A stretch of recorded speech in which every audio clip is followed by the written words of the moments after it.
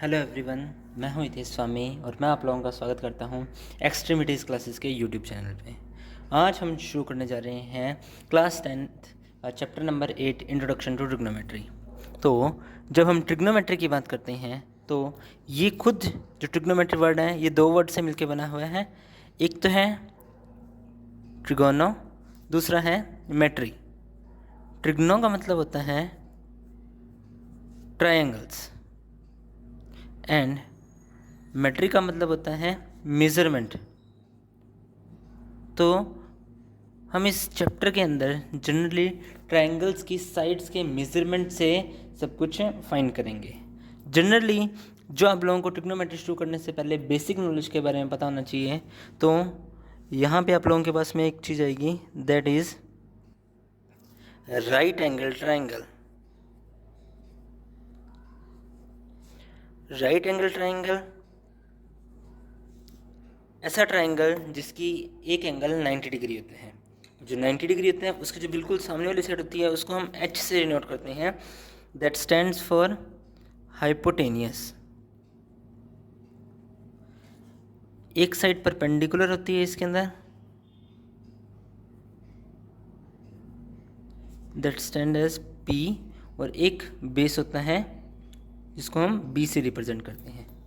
Right angle triangle की जब भी हम बात करेंगे तो हमारे दिमाग में एक बात जरूर आनी चाहिए, दैट इज़ पीजीटी। पीजीटी मतलब पाइथागोरस थ्योरम। वो क्या कहती है, H square is equals to P square plus B square. ये होती है हमारे पास में पाइथागोरस थ्योरम, जो इस चैप्टर में बहुत ज़्यादा यूज़ होने वाली है हमारे पास। ओके, तो ये था कुछ एक बेसिक जो हमें ट्रिग्नोमेट्री शुरू करने से पहले पता होना चाहिए। इसके अंदर एक बात आपको और ध्यान रखनी है कि जो एंगल थीटा होगा उसके बिल्कुल सामने की साइड होती है वो परपेंडिकुलर होती है। हाइपोटेनियस सबसे लॉन्गेस्ट साइड होती है, हाइपोटेनियस क्या होती है, लॉन्गेस्ट साइड होती है, और जो तीसरी बच जाएगी उसको हम बेस बोलेंगे। तो ट्रिग्नोमेट्री के अंदर सबसे पहले जो हमें प्रीवियस क्लासेस के बारे में पता होना चाहिए वो ये इन्फॉर्मेशन थी। उसके बाद में हम शुरू करते हैं ट्रिग्नोमेट्री का base, that is trigonometric ratios.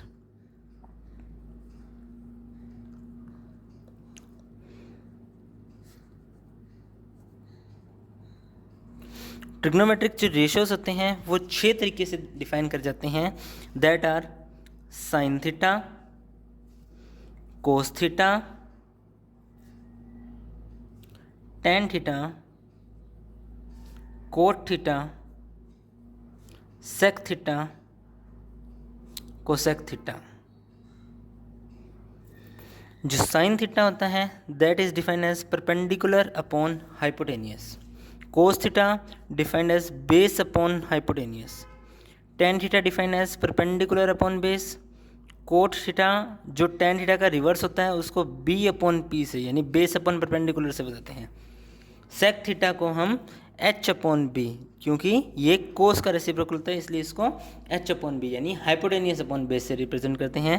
Cosec theta को हम एच अपॉन पी से रिप्रेजेंट करते हैं जो कि साइन थीटा का रेसिप्रोकल होता है। तो इसी तरीके से हम लिख सकते हैं यहाँ पे कि साइन थीटा जो होता है उसका रेसिप्रोकल 1 अपॉन कोसेक थीटा होता है, और उल्टा भी कि कोसेक थीटा साइन थीटा का रेसिप्रोकल होता है। उसके अलावा कोस थीटा जो होता है वो 1 अपॉन सेक थीटा से रिप्रेजेंट करते हैं अपने, और टेन थीटा जो होता है उसको हम 1 अपॉन कोट थीटा से रिप्रेजेंट करते हैं।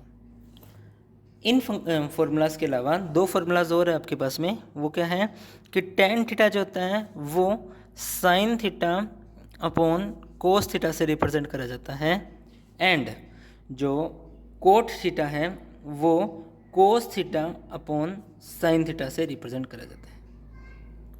ये कुछ एक बेसिक फार्मूलाज थे जिनसे हम 8.1 और 8.2 को करेंगे। तो आगे शुरू करते हैं अपने एक एग्जांपल लेते हैं अपने। सपोज के लिए हमारे पास में एक राइट एंगल ट्रायंगल है ए बी सी। ये राइट एंगल ट्रायंगल है मेरे पास में A B C, right angle at B, जिसकी साइड्स है 5, 4 एंड 3। अब आपके पास में क्वेश्चन है कि इसमें साइन सी कितना होगा, फिर कोस सी कितना होगा।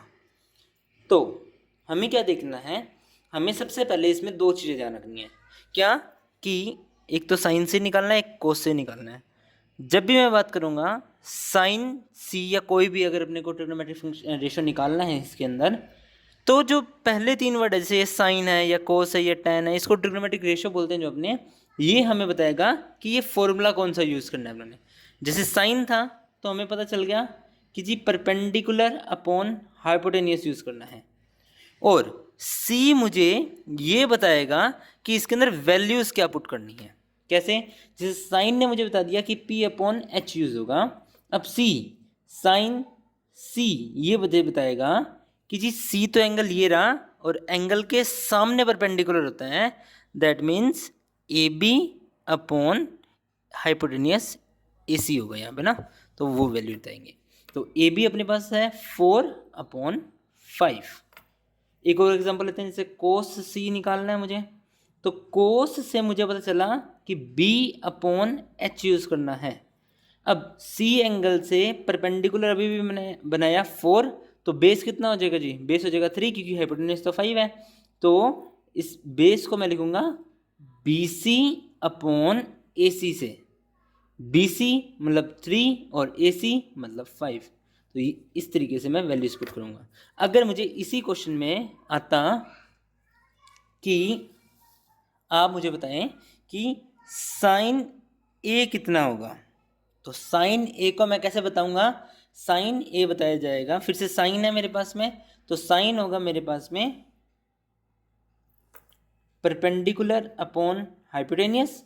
अब एंगल ये है मेरे सामने, तो ए से अगर ये एंगल है तो इसके बिल्कुल सामने ये बनेगा परपेंडिकुलर, ये बनेगा बेस क्योंकि हाइपोटेनियस तो फिक्स होता है 5। तो यहाँ पे परपेंडिकुलर क्या बन जाएगा मेरे पास में, B C upon hypotenuse A C. तो बी सी की वैल्यू कितनी आ जाएगी, 3/5। ध्यान रखना जो पहले तीन वर्ड है उन्होंने बताया फॉर्मूला कौन सा यूज़ करना है, एंगल बताएगा कि उसकी वैल्यू क्या आएगी। अगर ए एंगल था तो उसके सामने वाला परपेंडिकुलर बनेगा, अगर सी एंगल था तो उसके सामने वाला परपेंडिकुलर। तो याद रखनी है आपको कि एंगल जो होता है, एंगल की जो बिल्कुल सामने साइड होती है वो हमेशा हमारी क्या रहेगी, परपेंडिकुलर। ओके, ये बात आपको याद रखनी है इसके अंदर। अब आपके पास में ये बेसिक की क्लास है, तो हम आगे बेसिक थोड़ा सा और इसको करते हैं। तो हमारे पास में आएगी जी एक ट्रिग्नोमेट्रिक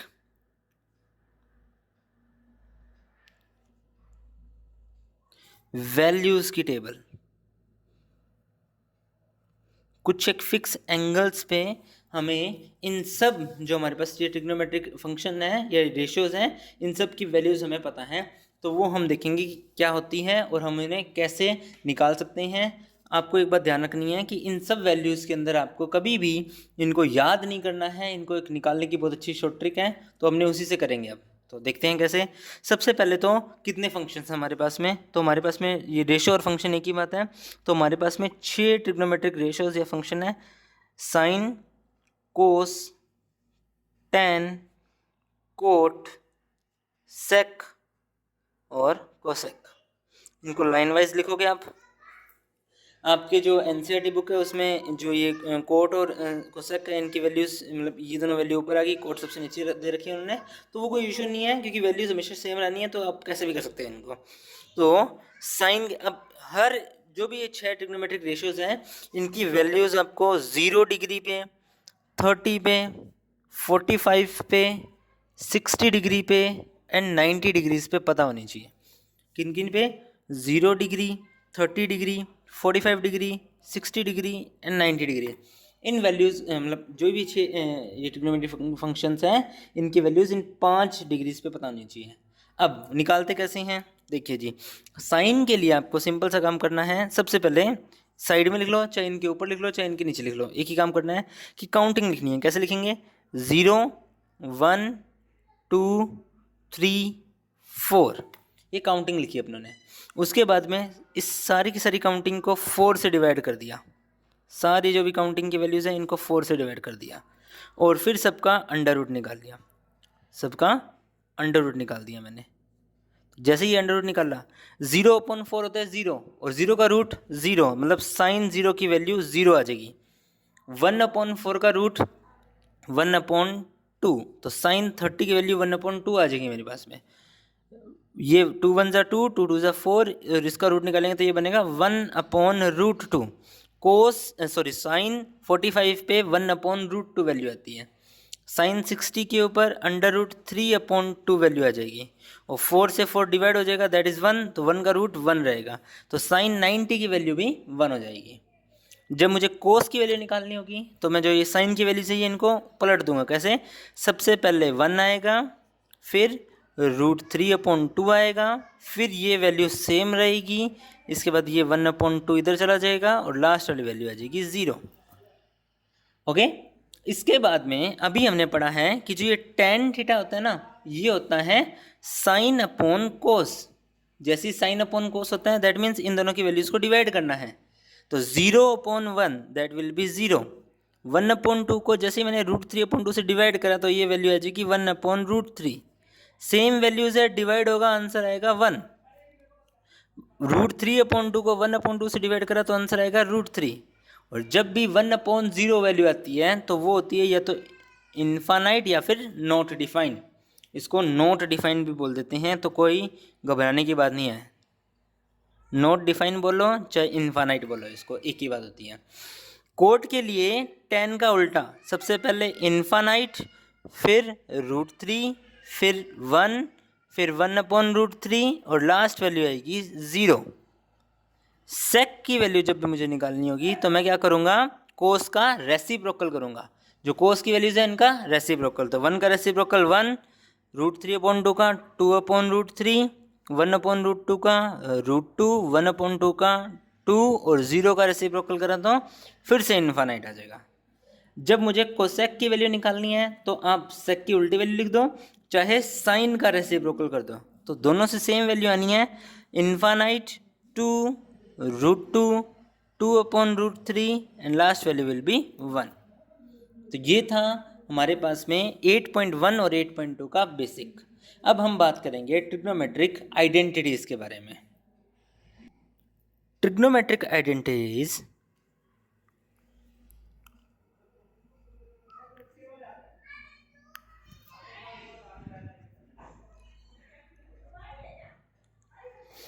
तीन होती है जी। तीनों की तीनों किस तरीके से निकलती हैं, चलो उनकी बात कर लेते हैं विद प्रूफ इनका। तो अभी हमने बात करी है कि हमारे पास में एक होता है right angle triangle. Right angle triangle में 3 एंगल्स होते हैं, ए बी एंड सी, जिसमें से बी को हमने सपोज कर लिया ये 90 डिग्री का है, तो 90 डिग्री के सामने हो जाएगा मेरे पास में हाइपोटेनियस। अगर मैं एंगल थीटा यहाँ पे लेके चल रहा हूँ तो ये हो जाएगा मेरे पास में परपेंडिकुलर, और ये हो जाएगा मेरे पास में बेस। तो पीजीटी हमें बताती है, पाइथागोरस थ्योरम हमें बताती है कि h² जो होता है वो होता है p² + b² के इक्वल्स में। ओके, अगर मैं वैल्यूज के अकॉर्डिंग रखूं तो AC का स्क्वायर बनेगा AB² + BC² के इक्वल। अगर मैं जो मेरे पास ये पाइथागोरस थ्योरम है इसको हाइपोटेनियस का मतलब AC के स्क्वायर से डिवाइड कर दो बोथ साइड्स में, मतलब dividing bye AC² on both sides. क्या करा है मैंने? हाइपोटेनियस के स्क्वायर से दोनों तरफ डिवाइड कर दिया है, तो मेरे पास में क्या आ जाएगा? AC² अपॉन AC², वो किसके इक्वल बन जाएगा? AB² + BC², और इसके डिवाइड में रहेगा AC²। इसको जैसे ही मैंने सोल्व करा तो AC² अपॉन AC² तो बन गया 1, ये बनेगा AB² upon AC² + BC² upon AC² के। जब भी मैं बात करूंगा AB upon AC, that is perpendicular upon hypotenuse की, तो ये बनेगा मेरे पास में साइन थीटा का whole square plus BC upon AC यानी base upon hypotenuse, that will be cos theta और स्क्वायर है तो कोस स्क्वायर। इसको आप लिख भी सकते हो कि जो साइन थीटा होगा that will be A B upon A C and cos theta will be equals to B C upon A C. तो इसी से हमारे पास में बन गई फर्स्ट आइडेंटिटी। ये है हमारी ट्रिग्नोमेट्री की फर्स्ट आइडेंटिटी। कई बारी डायरेक्ट ना पूछ करके ये हमसे कोस स्क्वायर थीटा की वैल्यू पूछते हैं, तो वो कितनी हो जाएगी 1 minus sine square theta. Similarly अगर मुझे साइन स्क्वायर थीटा की वैल्यू निकालनी हो तो वो बनेगी 1 माइनस कोस स्क्वायर थीटा। ये दोनों की दोनों इसी से डिराइव हुई है। तो ये फर्स्ट आइडेंटिटी है हमारे पास में। अब हम इसके अंदर फिर से बात करेंगे, जैसे कि मेरे पास में पाइथागोरस थ्योरम थी A C square is equals to A B square plus B C square. तो मैंने इनको डिवाइड करा था जी ए सी स्क्वायर से। तो अब हम क्या करेंगे, अब हम इसको ए सी स्क्वायर से डिवाइड नहीं करेंगे, अब हम इसको डिवाइड करेंगे बी सी स्क्वायर से। मतलब dividing by B C square on both sides. तो मेरे पास में क्या बनेगा, A C square divided by B C square is equals to A B square plus B C square divided by B C square. ये बन जाएगा A C square upon B C square is equals to A B square upon B C square plus B C square upon B C square.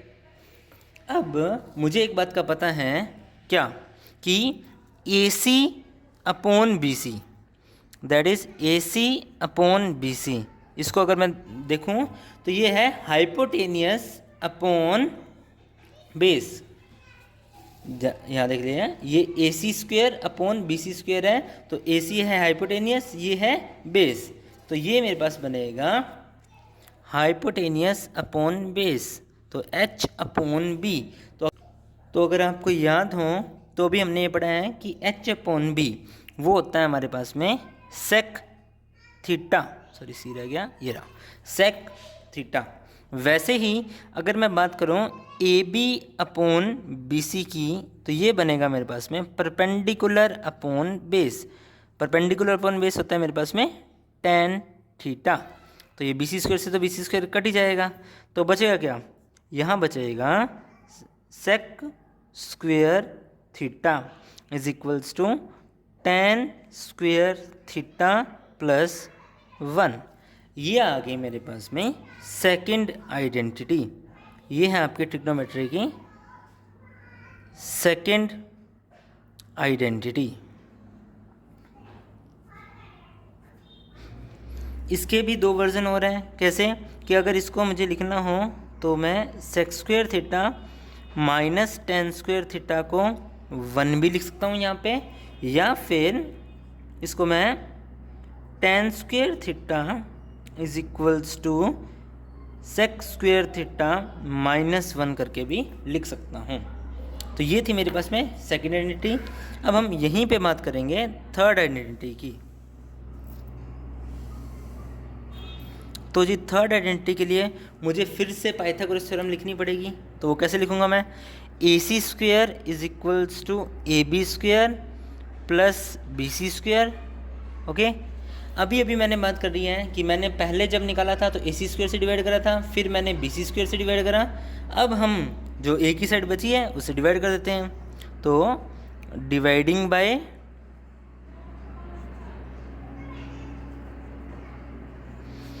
A B square on both sides. जैसे ही मैंने A B square से both side divide करा, क्या बनेगा, A C square upon A B square is equals to A B square plus B C square upon A B square. तो इसको हम लिख सकते हैं A C square upon A B square is equals to A B square upon A B square, वो eventually cut out हो जाएगा, BC square upon AB square. तो AC upon AB, AC hypotenuse, AB perpendicular, H upon P, तो याद आ रहा होगा ये होता है कोसेक थीटा के equal. Same BC upon AB, BC stands for base and AB stands for perpendicular, तो ये आ जाएगा कोट थीटा के इक्वल। तो ये वैल्यूज़ जैसे मैं सब्सटीट्यूट करूँगा AB स्क्वायर से, तो AB स्क्वायर कैंसिल आउट हो जाएगा। तो यहाँ बनेगा cosec square theta is equals to cot square theta plus 1। ध्यान रखना ये 1 इधर आ गया, ये वाली टर्म इधर। तो ये बन जाएगी अपनी थर्ड आइडेंटिटी। इनको विद नंबर आपको याद रखना है कि फर्स्ट आइडेंटिटी कौन सी थी, सेकंड कौन सी थी और थर्ड कौन सी थी। थर्ड आइडेंटिटी को हम ऐसे भी लिख सकते हैं कि cosec square theta minus cot square theta is equals to 1 and cot square theta is equals to cosec square theta minus 1। तो जी ये आप लोगों की ट्रिग्नोमेट्री का बेसिक था यहाँ पे। आई होप आप लोगों को समझ में आया होगा। अब हम इसके क्वेश्चन प्रैक्टिस डिस्कस करेंगे आगे नेक्स्ट क्लास में। Thank you so much. जय हिंद।